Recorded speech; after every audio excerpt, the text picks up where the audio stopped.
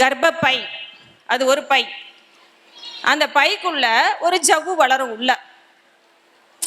அந்த ஜவ்வு என்ன ஆகும்னா மாசம் மாசம் பீரியட்ஸ் ஆகும்போது அந்த ஜவ்வு பிரிஞ்சு வெளியில வரும். அப்படி வரும்பொழுதுதான் ப்ளீடிங் ஆகும். அதுதான் பீரியட்ஸ். ஸோ அப்ப கர்ப்பப்பைக்குள்ளேருந்து அந்த ஜவ்வு பிரிஞ்சு வரும் பொழுது வலிக்கும். பட் அது ஒவ்வொருத்தருடைய உடல் வாக பொறுத்தது. அது பிரிஞ்சு கர்ப்பவாய் ஓப்பன் ஆகி தான் வெளில வரணும். ஸோ அதனால தான் பெயின் இருக்கு. ஆனால் ரொம்ப பெயின் இருக்கு அப்படின்னா வலிக்கட்டும், என் தலைவிதி இப்போ அவங்க சொன்னாங்களா வீட்டில் சொல்லுவாங்க, அப்படி நினைக்காதீங்க.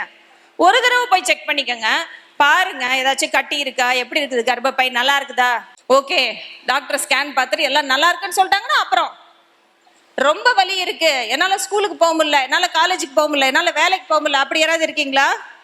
அந்த டைம் நான் 3 நாள் லீவ் போட்டுருவேன். எதுக்கு லீவு? வலி தாங்க முடியல.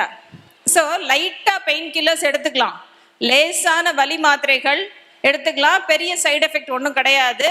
ஏன்னா நம்ம படிப்பை விட்டுறக்கூடாது. 3 days ஒவ்வொரு மாதமும் நம்ம லீவ் போட்டால் படிப்பு என்ன இருந்து, காலேஜோ ஸ்கூலோ இல்லை வேலைக்கு போகிற இடத்துலையோ அவ்வளோதான், பிராண்ட் பண்ணிடுவாங்க. இது எப்போ பார்த்தாலும் லீவ் போட்டு தான் இருக்கோம் சொல்லுவாங்கல்ல.